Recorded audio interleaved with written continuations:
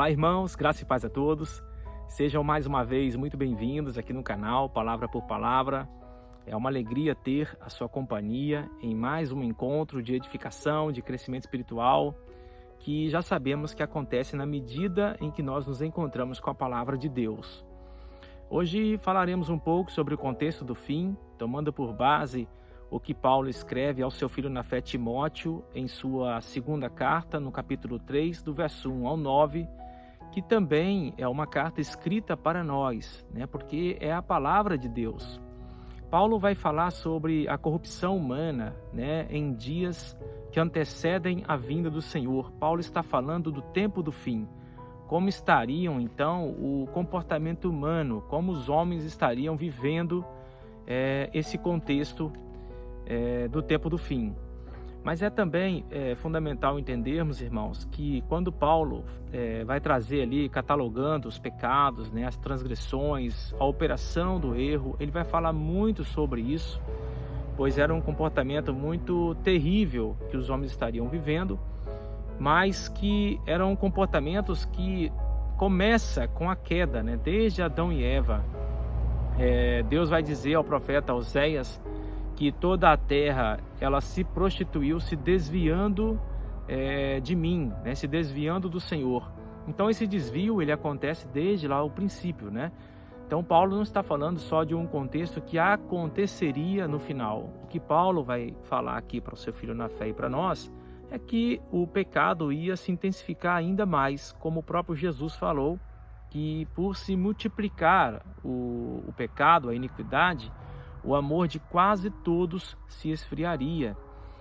Então é um contexto que tem muito de a ver com a nossa vivência também, a todo o tempo, a toda a história da humanidade, porque a gente sabe que o que faz a separação nossa para com Deus é exatamente o pecado, como a gente vê lá em Isaías também, capítulo 59. Então é fundamental que tenhamos esse conhecimento para que façamos uma autópsia, um autoexame de nós mesmos, uma análise profunda para sabermos se há alguma coisa em nós que esteja atrapalhando, nos embaraçando na nossa caminhada espiritual. Então vejam o tamanho da importância de estudarmos o comportamento do homem num contexto do fim. Então, irmãos, tendo isso em mente, tem um outro texto também que eu gostaria aqui de mencionar para os irmãos, me lembra aqui agora, do que Paulo escreve também na sua segunda carta aos irmãos que estavam em Corinto, quando ele vai dizer lá no capítulo 4, verso 4, que o Deus desse século cegou o entendimento dos incrédulos para que não cheguem ao pleno conhecimento da verdade. Então, olha como é cruel esse contexto que vivemos. O diabo, que o Deus desse século que Paulo menciona, é exatamente o Satanás, que cega o entendimento, não é os olhos, mas o entendimento para que o conhecimento não chegue. Então é o que a gente vê dia após dia acontecer, uma rejeição da palavra, um abandono da palavra, e com isso a fé vai sendo aniquilada dentro dos corações, porque a fé ela vem do ouvir da palavra de Deus. Então veja como está ligado ao ensino, ao que nós entendemos. Então vamos ler, segunda carta de Paulo a Timóteo, esse filho na fé que Timóteo ganha, através da pregação da palavra, Timóteo vai aceitar a Cristo, ele vai ter uma vida mudada, transformada pelo poder da palavra. Contexto esse que agora vai se mostrar o oposto, que os homens estariam vivendo uma vida de rejeição da palavra. Então ele vai dizer: sabe, porém, isto, nos últimos dias sobrevirão tempos difíceis. Então Paulo aqui ele quer que Timóteo entenda e também nós entendamos que seriam tempos difíceis. Por que difíceis? Porque nós estaríamos inseridos nesse contexto, porque nós estamos aqui nesse mundo e que nós sofreríamos também. Mesmo nós fazendo a escolha certa, de vivermos uma vida irrepreensível, uma vida santa, uma vida de um relacionamento genuíno, com Deus, um relacionamento verdadeiro, mas que isso iria, em certa medida, respingar em nós, porque um homem que escolhe viver uma vida de pecado se torna uma afronta a Deus. e uma afronta a nós também, porque se levanta contra nós. Esse é o contexto do fim, onde a igreja será perseguida por homens que se alinharam, né, ao governo do anticristo, né, ao governo desse Deus que Paulo fala, do século, né, que ele fala em 2 Coríntios capítulo 4, que nós mencionamos aqui. Pois os homens serão egoístas, avarentos, jactanciosos, arrogantes, blasfemadores, desobedientes aos pais, ingratos, irreverentes, desafeiçoados, implacáveis, caluniadores, sem domínio de si, cruéis, inimigos do bem, traidores, atrevidos, infatuados, mais amigos dos prazeres que de Deus, tendo forma de piedade, negando-lhe entretanto o poder. Foge também destes. Então lemos aqui até o verso 5, irmãos, e é claro, não dá para a gente falar de cada adjetivo aqui catalogado por Paulo, né, falando de transgressões, de pecados, mas é importante nos atentarmos a algumas características que Paulo coloca, não diretamente ligada aos homens que escolheram viver uma vida devassa, uma vida, né, longe de Deus, mas alguém que estava também muito próximo de nós, alguém que estivesse ao nosso lado, alguém que estivesse também dentro do nosso contexto familiar, porque ele fala de uma aparência de piedade, né? Alguém que passa, né, supostamente uma vida de um relacionamento verdadeiro com Deus, quando na verdade isso não passa de uma farsa, né, de uma invenção. Então vai negar o poder de Deus. Como é que a gente consegue observar isso? Porque o que Paulo está falando aqui, para Timóteo ficar sabendo, para ficar inteirado sobre isso, que tinha como sim a gente saber dessas pessoas que vivem uma vida de farsa, uma vida enganosa. E a maneira de se saber era exatamente pela palavra, né? Pela palavra, pelo conhecimento da verdade, porque eles negam o poder. É muito comum hoje, irmãos, a gente convidar alguns irmãos para conversar.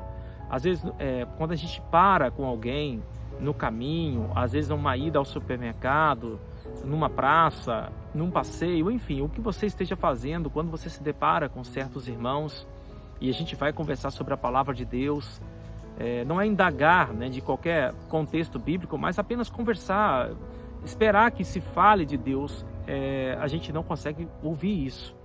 Então, o tempo que nós estamos vivendo são tempos difíceis, porque a gente sabe que a edificação acontece na medida em que nós vamos falando de Deus, na medida em que nós vamos pregando a palavra de Deus, né? Conhecendo a palavra. Então a edificação, ela acontece dessa forma, é um trabalho, é um envolvimento, né? É um relacionamento. Então verso 6, pois entre estes se encontram os que penetram sorrateiramente nas casas e conseguem cativar mulherinhas sobrecarregadas de pecados, conduzidas de várias paixões, que aprendem sempre e jamais podem chegar ao conhecimento da verdade. Então esse verso 7, ele traz uma tônica muito importante, né, que a gente frise aqui e saliente ainda mais, que os homens estão a todo tempo realmente aprendendo, se evoluindo, a ciência vai se multiplicando, as pessoas vão conhecendo, né, vai acumulando o entendimento, porém da verdade não, né, de conhecer o pleno conhecimento da verdade, não, porque não tem mais apetite, não se busca mais conhecer a palavra de Deus. Então veja que ele vai usar a palavra sorrateiramente. Jesus falou que muitos viriam em nome dele, né, nos últimos dias. Então há uma farsa, há algo sutil que está acontecendo em nosso tempo. Eu me lembro que um homem, né, falou para mim, né, um irmão falou: olha, irmão André, como é que a gente vai notar isso se é uma coisa tão assim, tão sutil, tão difícil de identificar? E a resposta foi simples, né? A resposta é conhecimento da palavra, né? Quando a gente conhece a palavra de Deus, a gente começa a ter mais luz na nossa vida, mais luz no nosso entendimento, e o nosso ouvido vai começando a ficar um ouvido mais aguçado, né, para a verdade, mais voltado para a palavra de Deus. Então a gente não consegue mais se alimentar de um alimento que não procede da boca de Deus, como a gente vê o próprio Jesus falando, né? Nem só de pão viverá o homem, mas das palavras que saem da boca de Deus. E a gente vê também Deus alimentando o profeta Ezequiel no capítulo 3, No final do capítulo 2 e no capítulo 3, quando ele chama, né, o profeta para ser atalaia, para aquele que anuncia, né, o perigo, que é o que Paulo está fazendo aqui, anunciando, né, o perigo do tempo do fim, que são tempos difíceis, Deus vai alimentar na boca do profeta, e o profeta daria, né, do que ele estava comendo ali, né, através na sua boca, também ao seu ventre. Então olha como é importante. Nós temos uma fonte, né? Essa fonte é a palavra de Deus, que se apresenta como o próprio Cristo, porque ele é a palavra, ele é o verbo vivo. Então, você quer conhecer a Deus, vai para a palavra de Deus. Não fique contando, né, com palavras soltas, lançadas pelo ar, porque muitas vezes, né, muitas coisas que nós ouvimos são apenas palha, né? São palhas que serão destruídas quando Jesus voltar. Não fiquemos com as fábulas. Paulo vai falar sobre isso, né, sobre sofismos, sobre filosofias. Não ficamos com isso, a gente fica com a palavra de Deus. Ele vai dizer no verso 8, de modo porque Janes e Jambres resistiram a Moisés, também esses resistem, né, à verdade. São homens de todo corrompidos na mente, réprobos quanto à fé, ou seja, são reprováveis, são reprovados na fé. E quando ele cita aqui Janes e Jambres, irmãos, ele está levando para o contexto lá de Moisés, né? Quando Moisés e Arão estão ali diante de Faraó, e Faraó manda chamar 2 magos, né? E ali eles vão fazer uma magia onde vai aparecer 2 serpentes, mas a vara de Arão vai então acabar, né, com as 2 serpentes, vão ser tragadas, né, pela vara de Arão. Então ele vai falar da corrupção de mente, porque ele já havia falado para os irmãos que estavam em Corinto, né? Olha, o diabo ele tem cegado, né, o entendimento de muitos. Então é no entendimento que Satanás ele atinge. Ele vai para Eva, né, lá no princípio, ele vai dizer, olha, certamente não morrerás. Quando a Eva falou, olha, certamente morrerás. O Senhor falou isso para a gente, né? Mas ele entra na mente da Eva e, enfim, o contexto nós já conhecemos.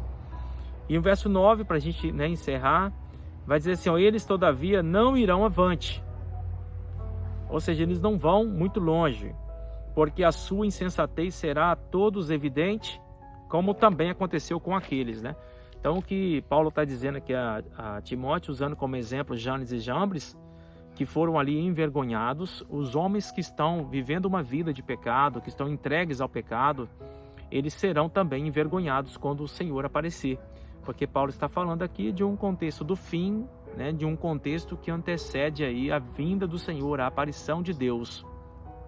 Então, irmãos, é importante, né, para encerrarmos aqui, trazermos essa aplicação, essa reflexão de que nós precisamos examinar a nós mesmos, né, olhar para nós mesmos e ver se há alguma coisa, né, que está atrapalhando a nossa comunhão com Deus, o nosso relacionamento com o Senhor. E se nós, de fato, estamos aceitando a palavra de Deus como o verdadeiro alimento da nossa vida, se nós estamos comendo a palavra de Deus, ou se nós estamos se alimentando de palha, ou até mesmo, né, dos manjares do rei, né, como no contexto lá de Daniel. Daniel optou, né, pelos legumes, e Deus esteve ali com a vida dele, naquele lugar, protegendo ele, ao ponto dele ter ido, né, para a cova de leões, e Deus está ali com ele. Então você escolher uma vida, né, uma vida santa, uma vida irrepreensível diante de Deus e dos homens, você vai passar por momentos muito difíceis. Por isso Paulo vai usar essa palavra, tempos difíceis, porque isso de certa medida nos atingiria, né, porque o contexto final é um contexto de perseguição mesmo, o mundo vai perseguir a igreja, e o justo juiz vai aparecer, vai trazer justiça, né? E vai vingar aqueles que estavam destruindo a terra. Então, olha, irmãos, né, como é importante nós refletirmos sobre esse catálogo, né? Podemos dizer assim, que Paulo vai trazer sobre transgressões, impurezas e pecados, né, que destroem a vida do homem. Podem até passar desapercebido por um tempo, mas Paulo vai dizer no final aqui que não irão avante, porque o Senhor Jesus breve virá e vai destruir aqueles que viveram uma vida de pecado. Então, meus amados irmãos, Eu creio que essa mensagem falou ao seu coração. Então eu quero te fazer um pedido, né? Compartilhe esse vídeo, né, com outros irmãos, esse canal que tem esse intuito de abençoar, né, de edificar, como sempre falamos aqui, de levar, né, uma comunhão, de levar um crescimento do conhecimento da palavra de Deus. Então compartilhe com outros irmãos para que essa palavra também chegue e alcance aos corações sedentos que há em todo esse mundo. Que Deus em Cristo Jesus muito te abençoe e até o nosso próximo encontro, se Deus quiser.